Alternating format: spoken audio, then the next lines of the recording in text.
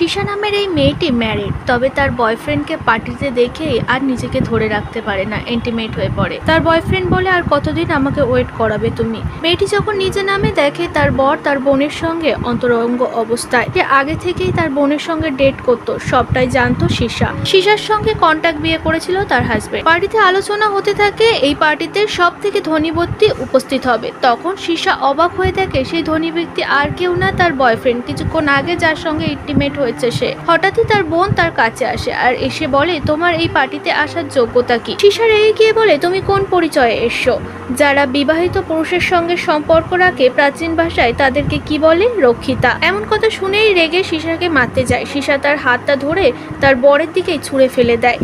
তার বরকে jealous feel করানোর জন্য শিশা বলে, তোমার সম্মান আমি আরো কিছুটা নষ্ট করে দিতে চাই বলে নিজের জামার ফিতে খুলে তার বন্ধুর সঙ্গে ড্রিঙ্ক করে আর বলে, চলো আমরা এবার একটু ডান্স করি।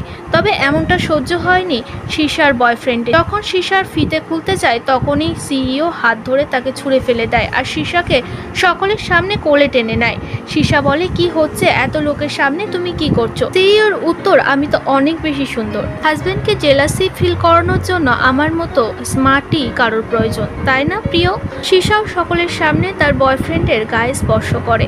হঠাৎই তার বোন আবারও তার পাশে আসে। শিশাকে বলে, আমাদের পরিবারের সম্মান তুমি নষ্ট করার জন্য একাই এক। শিশা রেগে যায় আর উত্তর দেয়, আমার বরকে কাছে জানতে আমার 2 মিনিটও টাইম লাগবে না। তবে বাসি জিনিস আমার প্রথম থেকেই পছন্দ ছিল না। এমন কথা শুনেই তার গায়ে ওয়াইন ঢালতে যায় তার বোন, কিন্তু ওয়াইন গিয়ে পড়ে সিইওর ব্লেজারে। শিশার হাজবেন্ড দৌড়ে চলে আসে আর বলে, শীঘ্রই তুমি সিইওর থেকে ক্ষমা চাও। শিশার বোন সিইওর কাছে ক্ষমা চায়। সিইও বলে, শিশা এনার কি হাজবেন্ড? শিশা হাসতে থাকে।